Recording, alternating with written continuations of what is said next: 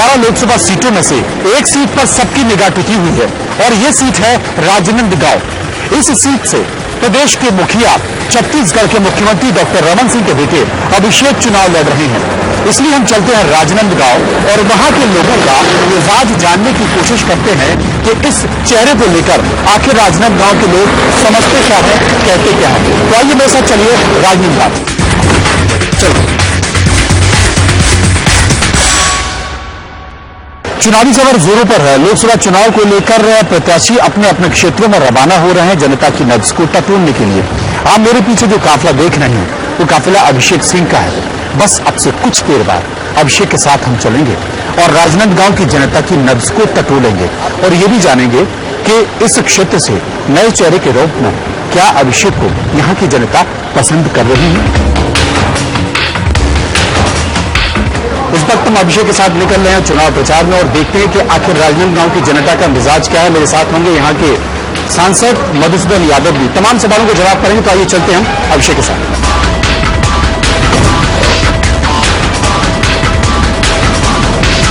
छत्तीसगढ़ की 11 सीट में से सबसे महत्वपूर्ण सीट राजनांदगांव के उम्मीदवार हैं भारतीय जनता पार्टी के अभिषेक सिंह। अभिषेक सिंह इसलिए भी महत्वपूर्ण है क्योंकि डॉक्टर रमन सिंह के बेटे हैं, युवा चेहरा है, पढ़े लिखे भी हैं। अभिषेक इस वक्त हमारे साथ हैं जो लोकसभा चुनाव लड़ रहे हैं और सांसद बनने की दिशा में आगे बढ़ रहे हैं, और जो सांसद हैं मधुसूदन जी वो भी हमारे साथ हैं। दोनों से हम चर्चा करेंगे। ये सामंजस्य बड़ा जोरदार है क्योंकि इस सामंजस्य की चर्चा इस वक्त पूरे छत्तीसगढ़ में हो रही है। अभिषेक जी, राजनीति में वो भी चुनाव लड़ना लोकसभा का उच्च सदन। एजुकेशन मैंने ग्रेजुएशन इंजीनियरिंग की है NIT रायपुर से। इंजीनियरिंग करने के बाद MBA XLI जमशेदपुर से किया है। उसके बाद मैंने कॉर्पोरेट सेक्टर में काम भी किया और पिछले 6 सालों से लगातार छत्तीसगढ़ में और राजनांदगांव में अलग अलग तरीकों से अलग अलग भूमिका में पार्टी के साथ जुड़कर, लोगों के साथ जुड़कर उनकी सेवा करता रहा हूं। और इसलिए राजनीति का यह कदम अचानक नहीं है। पिछले 6 साल की जो मेहनत है उसके अनुभव के साथ आने वाले समय में भी लोगों की सेवा करने का प्रयास करता रहा हूं। आप तो एक बड़ी प्राइवेट कंपनी में जॉब करते थे, वहां की नौकरी और जनता की नौकरी, दोनों में क्या अंतर? जनता की सेवा करने में जो आत्मिक संतोष मिलता है, जो आशीर्वाद उनका मिलता है, जो प्रेम और स्नेह मिलता है, एजुकेशन के बाद मुझे ऐसा लगता है कि यदि सबसे ज्यादा सेटिस्फेक्शन, सबसे ज्यादा संतोष कहीं मुझे हुआ है तो मुझे लोगों से मिलकर उनकी समस्याओं को सॉल्व कर इस क्षेत्र में काम करने में हुआ है। और उम्मीद करता हूं कि अपनी योग्यता का, अपनी शिक्षा का, अपनी ताकत का सदुपयोग मैं जनसेवा में कर सकूं। इससे बड़े सौभाग्य की बात मेरे लिए कुछ नहीं हो सकती। दिल्ली में जब आपके टिकट पर चर्चा चल रही थी तो हर किसी की नजर उस सीट पर थी, उस नाम पर थी। आखिर ऐसा क्यों? और अगर आपको टिकट मिल गया तो उन बातों का क्या, उन आरोपों का क्या जिसमें लोग कह रहे थे कि परिवारवाद को बढ़ावा दिया जा रहा है, मुख्यमंत्री ने अपने बेटे को ही टिकट दिला दिया? पहली बात, भारतीय जनता पार्टी में और खास करके लोकसभा चुनाव में टिकट का फैसला राष्ट्रीय नेतृत्व करता है और मेरे प्रत्याशी बनने के लिए मेरे बड़े भाई मधुसूदन यादव जी ने खुद आगे बढ़कर मुझे अपना आशीर्वाद दिया था और आज भी हर कदम पर एक बड़े भाई के रूप में मुझे मार्गदर्शन देते हुए मेरे साथ चल रहे हैं। और उम्मीद करता हूं कि उनके नेतृत्व में, उनके मार्गदर्शन में आने वाले समय में हम सब मिलकर इस लोकसभा का और इस प्रदेश में भारतीय जनता पार्टी के साथ विकास का एक नया कीर्तिमान मिल सके। अभिषेक से हम चर्चा जारी रहेंगे। मधुसूदन जी का जिक्र अभिषेक ने किया है। मधुसूदन जी, आप वर्तमान के सांसद हैं, आपको टिकट नहीं मिला, लेकिन लोगों ने चर्चा की कि मधुसूदन नाराज हैं, मधुसूदन को टिकट नहीं मिला। लेकिन मधुसूदन हमारे साथ हैं और मधुसूदन इस वक्त सारथी की भूमिका में है। अभिषेक जहां भी जाते हैं मधुसूदन उनके साथ है। ये बताने की कोशिश कर रहे हैं कि मेरा छोटा भाई चुनाव लड़ रहा है और मैं पूरी ताकत के साथ मौजूद हूं। क्या ये मान लिया जाए? कोई नाराजगी नहीं? कोई नाराजगी का सवाल ही नहीं उठता। मुझे याद है और मैं सबसे कहता हूं और इस बात के हजारों लोग साक्षी हैं, 5 साल पहले जब मुझे टिकट दिया गया था तब स्वयं मुख्यमंत्री जी ने सार्वजनिक रूप से कहा था कि मधुसूदन मेरा बेटा है, इसलिए मैंने उसे टिकट दिया है। उस समय उन्होंने एक बेटे को टिकट दिया था और आज भी एक बेटे को टिकट दिया, और ये प्रस्ताव मेरा खुद का था।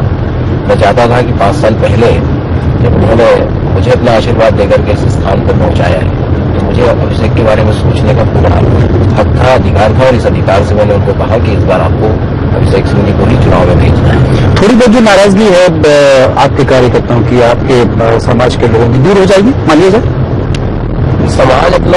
समाज ये चाहता था कि किसी एक को प्रतिनिधित्व मिले। उनका ये नहीं कहना था कि मधुसूदन यादव को ही मिले। उनकी अपनी मंशा थी कि समाज का एक प्रतिनिधि है, एक होना चाहिए। वो चाहते थे कि कहीं से भी मिल जाए, लेकिन अब परिस्थितियां बदल चुकी है, सबसे बातचीत हो गई है और शासन में बराबर भागीदारी समाज का रहेगा। समाज के विकास के बारे में मुख्यमंत्री जी ने समाज के नेतृत्वकर्ताओं को आश्वस्त किया है कि समाज के विकास को इतनी रुकावट नहीं आने दी जाएगी। राजनीति में एक चर्चा ये चल रही है कि पढ़े लिखे लोग, नए चेहरे, युवा आगे आए। अभिषेक राजनांदगांव से अगर सांसद होते हैं, परिणाम नहीं आया है, मतदान नहीं हुआ, होते हैं तो किस रूप में होंगे और क्यों? जरूरत क्या? परिणाम तो तय है, हमारी जीत तय है। हम केवल इस लड़ाई को इसलिए लड़ रहे हैं कि हमारी लीड और कितनी ज्यादा हो सके जी। और जहां तक पढ़े लिखे लोगों का राजनीति में सामने आना चाहिए, ये सबकी मानसिकता है और इसीलिए तो मैंने ऑफर किया है। राजनीति में छोड़ता कौन है? मैं चाहता हूं कि हमारे क्षेत्र को बेहतर विकास मिल सके और मेरा ये मानना है कि अभिषेक की योग्यता को देखते हुए हमारे क्षेत्र का विकास बेहतर से बेहतर। राजनीति में कोई पद नहीं छोड़ता और राजनीति में संभावनाएं बरकरार भी रहती है। तमाम संभावनाओं पर चर्चा कर रहे हैं। अभिषेक हमारे साथ मौजूद है। अभिषेक, लोकसभा चुनाव होता है तो राष्ट्रीय मुद्दों पर होता है, प्रदेश के मुद्दे होते ही हैं। कौन कौन से राष्ट्रीय मुद्दे हैं जो इस बार के चुनाव में होंगे? देखिए, देश के लिए सबसे बड़ा मुद्दा इस चुनाव में विकास ही है। पिछले 10 सालों से केंद्र में कांग्रेस ने लगभग हर मुद्दे पर इस देश की जनता के सामने विफलता पाई है और कहीं ना कहीं विश्वास खो दिया है। मुझे लगता है कि इस लोकसभा चुनाव के सारे मुद्दों को अगर हम समेटना चाहें तो विकास और विश्वास, इन 2 बातों पर समेट सकते हैं।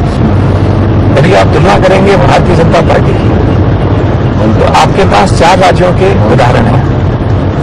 आप चाहे मध्य प्रदेश और छत्तीसगढ़ को ले लें, जिन्हें कभी बीमारू राज्य कहा जाता था, जी, आज वो देश के सबसे तेजी से बढ़ते हुए राज्यों में शामिल हैं। चाहे आप गोवा ले लें या फिर गुजरात, जहां स्वयं परमादरणीय नरेंद्र मोदी जी के नेतृत्व में विकास के नए कीर्तिमान स्थापित हुए हैं, सुशासन का नया कीर्तिमान स्थापित हुआ है। तो इन 4 राज्यों में भारतीय जनता पार्टी की सरकार ने पूरे देश के सामने ये दिखा दिया है कि यदि सही नेतृत्व हो, सही सोच हो, तो उस क्षेत्र के विकास को कोई नहीं रोक सकता है। मोदी जी को लेकर क्या मानते हैं?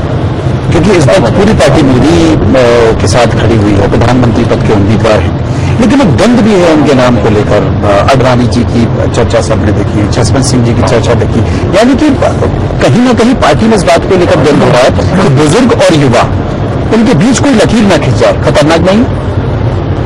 देखिए, मुझे ऐसा लगता है कि उम्र किसी को बुजुर्ग नहीं बनाती, उम्र किसी को युवा नहीं बनाती। एक विचारधारा, एक सोच, एक उत्साह यदि किसी 50 साल की उम्र में भी है और यदि किसी के पास 25 साल की उम्र में भी नहीं है, तो उम्र फैसला नहीं करती आप युवा हो या नहीं। रही बात राष्ट्रीय परिदृश्य की, मुझे लगता है कि इसको समझने के लिए, आज के वर्तमान परिदृश्य को समझने के लिए हमको एहसास करना पड़ेगा कि पिछले 10 साल के कांग्रेस के कार्यकाल में यह देश कमजोर हुआ है और जिस देश को हम विश्व का सबसे बड़ा लोकतंत्र मानते हैं, मुझे लगता है कि इस देश की जनता चाहती है कि उस दुनिया के सबसे बड़े लोकतंत्र को एक मजबूत नेतृत्व चाहिए, एक ऐसी पार्टी चाहिए जो राष्ट्र का विकास कर सके, समुचित विकास कर सके।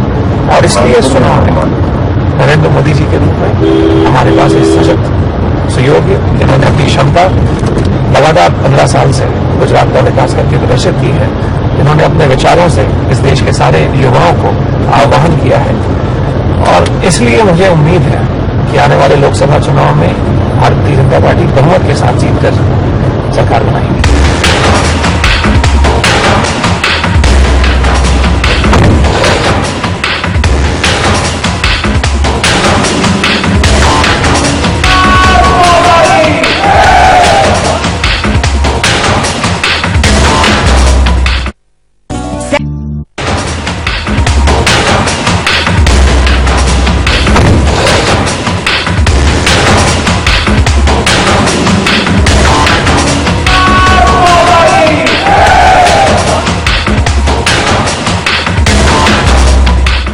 तो हम इस वक्त मोला मानपुर विधानसभा में हैं। अभिषेक सिंह के प्रचार में हम उनके साथ मौजूद हैं। हम देख रहे हैं कि आखिर किस तरह की परिस्थिति यहाँ पर। आप देखिए कि यहाँ पर पूरा काफिला रुका हुआ है और काफिला अपनी तैयारियों के लिए रुका हुआ है। उनके साथ साथ उनकी कई लोग भी मौजूद हैं।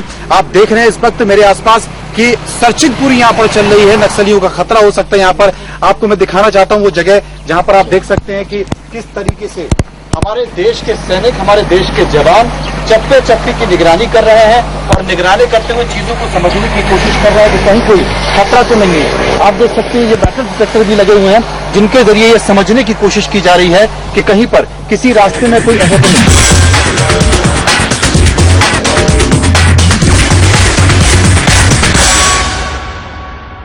क्या मानते हैं अरविंद केजरीवाल को, क्या मानते हैं आप पार्टी को?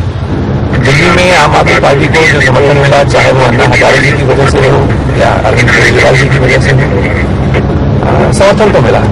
उम्मीद करता हूँ और शुभकामनाएं देता हूँ उन सारे लोगों को जो इस देश के लिए कुछ करना चाहते हैं। संसद में पहुंचेंगे तो आपकी पहली प्राथमिकता राजनांदगांव के लिए क्या हो, छत्तीसगढ़ के लिए क्या हो? राजनांदगांव जिला और राजनांदगांव लोकसभा अपने आप में कई विशेषताएं लिए हुए हैं। हमारी राजनांदगांव विधानसभा संस्कार धानी के रूप में संगीत मध्य प्रदेश के समय से प्रख्यात है। डोंगरगढ़ धर्मनगरी के रूप में प्रख्यात है। गोरमदेव आज देश के पर्यटन के मानचित्र पर मजबूत रूप से स्थापित है। कृषि प्रधान हमारी लोकसभा है। मुझे लगता है कि हम अपनी विशेषताओं को खैरागढ़ संगीत नगरी के नाम से जानी जाती है, इन विशेषताओं के ऊपर अपने शहरों का, अपने गांव का विकास, पर्यटन का विकास, जनता तक जनता की उपयोगी योजनाएं सही तरीके से पहुंच सकें, यही मेरी प्राथमिकता है।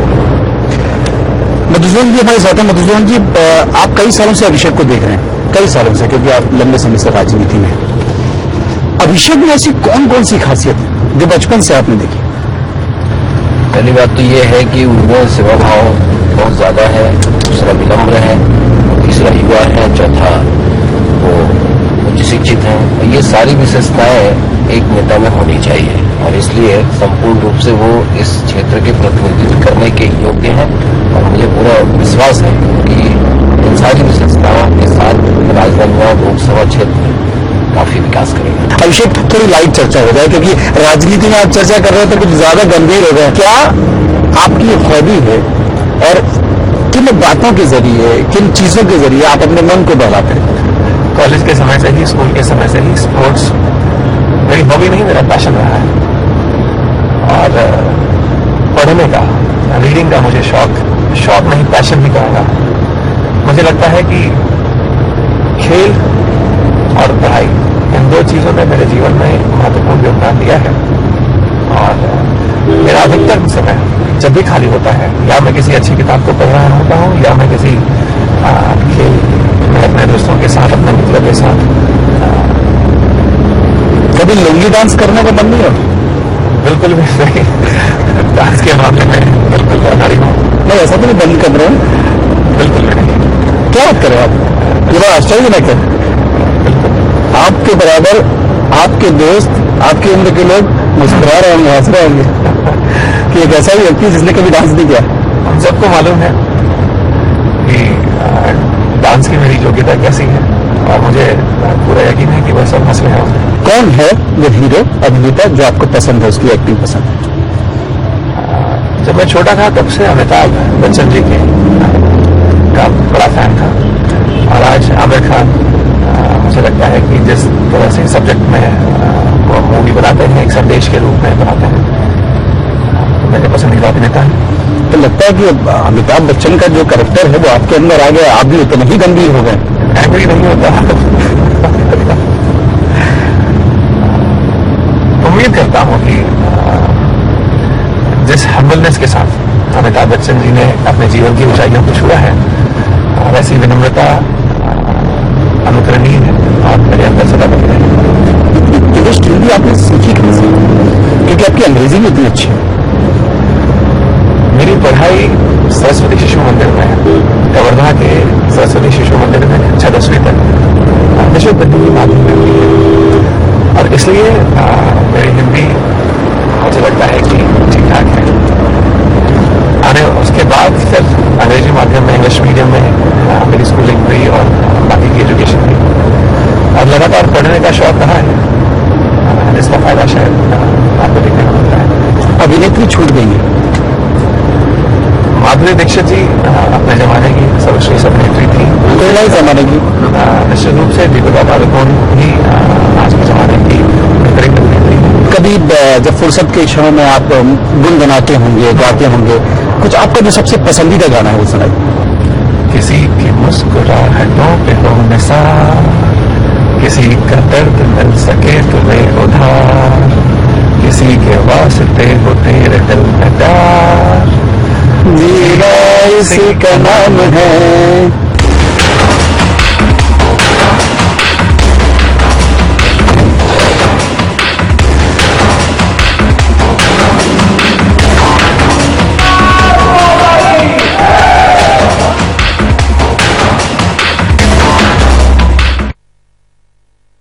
फ्रूट्स का फ्रेश टेस्ट, टॉप्स जैम।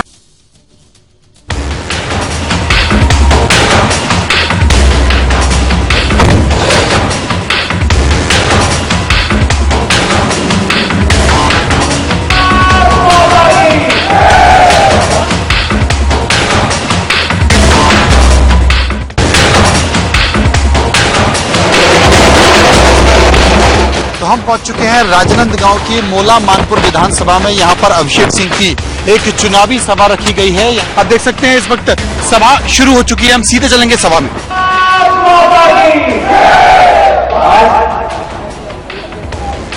आप सबके बीच में आपका छोटा भाई, आपका मित्र आपके दर्शन करने आया है, आपसे आशीर्वाद लेना चाहता है। इस क्षेत्र की विशेषता यह है, यहां बैठा हुआ तेंदुपत्ता न सिर्फ राजनांदगांव जिले में बल्कि पूरे प्रदेश में सर्वश्रेष्ठ गुणवत्ता वाला तेंदुपत्ता था। तो आज इस सभा के माध्यम से मोहला मानपुर की इस पवित्र धरती को मैं प्रणाम करता हूं, आप सबका अभिनंदन और नमन करता हूं। लेकिन अब समय आ गया है जब हम मोहला मानपुर का विकास राजनांदगांव लोकसभा के अंतिम क्षेत्र के रूप में नहीं, राजनांदगांव लोकसभा के पहले क्षेत्र के रूप में लेकर चलता है। युवा साथी, छोटे भाई अभिषेक सिंह जी हम सबके बीच उपस्थित है। एक बार जोरदार ताली बजा करके आपका अभिनंदन करो, स्वागत करो।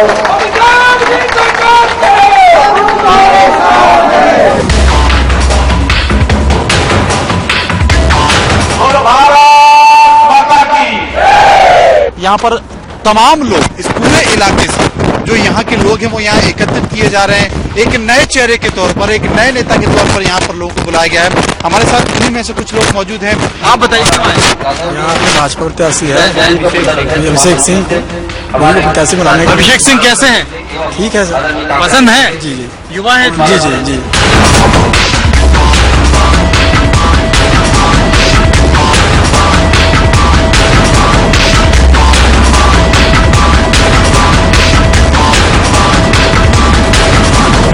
एक और मुद्दा छत्तीसगढ़ में, वो मुद्दा है नक्सल समस्या। और हम जिस रास्ते जा रहे हैं वो लोकसभा क्षेत्र एक ऐसा लोकसभा क्षेत्र है जहां पर भी नक्सली हर पल हर जगह नजर बनाए रखते हैं। यही कारण है कि अभिषेक के साथ कई सारी गाड़ियां हैं, सुरक्षा कर्मी तैनात हैं और तमाम बातें हैं। अभिषेक, मोदी जी जहां जहां सभाएं ले रहे हैं, अब तक नक्सल समस्या को लेकर उन्होंने अपना कोई रोडमैप नहीं दिया है। क्या आपको लगता है कि ये ऐसी समस्या है, चाहे केंद्र या राज्य की सरकार हो, टकराव होता है? आपने देखा है कि अगर केंद्र में किसी की सरकार हो, राज्य में किसी की सरकार हो, तो अलग अलग विचार होते हैं, आरोप प्रत्यारोप भी लगता है। लेकिन सरकारों को बैठकर मंथन इस पर करना चाहिए, क्योंकि विकास में अवरोध है इस समस्या के कारण।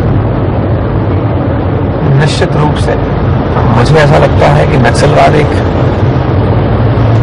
ऐसी समस्या है जो पिछले आजादी के बाद 50-60 सालों तक लगातार किसी क्षेत्र का समुचित विकास न हो पाना, उस क्षेत्र में रहने वाले लोगों को राजनीतिक प्रतिनिधित्व न मिल पाना, और कहीं ना कहीं अगर हम बस्तर की बात करें तो इस देश का सबसे बड़ा जिला था, और सबसे बड़ा जिला होने के साथ साथ सबसे अनएक्सेसिबल एरिया भी था। लेकिन पिछले 10 सालों में प्रदेश में भारतीय जनता पार्टी की सरकार में न सिर्फ हमने कई नए जिले बनाए हैं, प्रशासन के तंत्र को हर लोगों तक पहुंचाने की व्यवस्था के साथ, एक ऐसी सोच के साथ, माननीय हमारे मुख्यमंत्री डॉक्टर रमन सिंह जी की सोच के साथ, हमारे वनवासी क्षेत्रों में रहने वाले, हमारे आंचलिक क्षेत्रों में रहने वाले आदिवासी भाइयों के जीवन की बारीकियों से जुड़ी हुई हर पहलू पर गौर करते हुए योजनाएं बनाई हैं। तो बड़ी बात यह है कि जो विश्वास लोकतंत्र का वो खोते जा रहे थे, हमने उस विश्वास को फिर से जीतने की कोशिश की है, सकारात्मक पहल की है। लेकिन वही धमाके, वही घटनाएं होती हैं, लोग मारे जाते हैं। जो समस्या पिछले 50 सालों में धीरे धीरे कर जो विश्वास पिछले 50 सालों में खंडित हुआ है, मुझे लगता है उसको जीतने में और विकास को अंदरूनी क्षेत्रों तक पहुंचाने में थोड़ा समय लगेगा।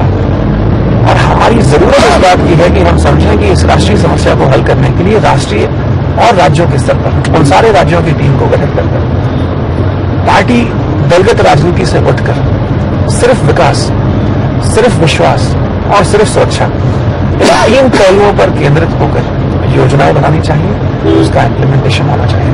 डॉक्टर रमन सिंह 3 बार मुख्यमंत्री, ऐसे पिता का बेटा होना क्या कुछ सीखने को मिलता है?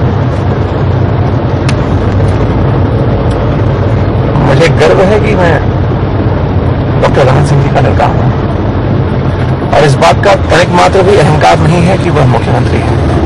ये उनकी भी खासियत रही है, शायद तीसरी बार इसलिए मुख्यमंत्री है। देखिए, भारतीय जनता पार्टी के जैसे संस्कार सारे कार्यकर्ताओं को मिलते हैं। मुझे लगता है कि यह इस भारतीय जनता पार्टी का बड़प्पन है, उसके संस्कार है कि बड़ा से बड़ा नेता भी अपने आप को एक सामान्य सा कार्यकर्ता मानकर काम करता है। और पिछले 8-10 सालों में इस राज्य की अलग अलग बारीकियों को समझने का अनुभव मुझे मिला है और निश्चित रूप से मेरे जीवन में यह एक बड़ा बदलाव है और उम्मीद करता हूं कि आने वाले समय में अपनी पूरी क्षमता के साथ, अपनी ताकत के साथ इस अनुभव का उपयोग करते हुए सकारात्मक रूप से राजनीति में अपने क्षेत्र की जनता की सेवा करता रहूंगा। अब आप एक नई दिशा की ओर बढ़ रहे हैं, तो माँ का क्या पहला कहना था आपको जब टिकट मिला या आप सांसद का चुनाव लड़ने जा रहे थे?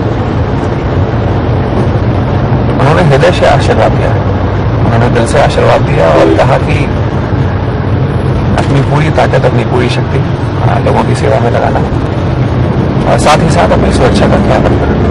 डर भी लगता होगा क्योंकि पिछले दिनों जो नक्सली हमला हुआ, कई राजनेता उसमें मारे गए। डर की बात नहीं है, दुख की बात है।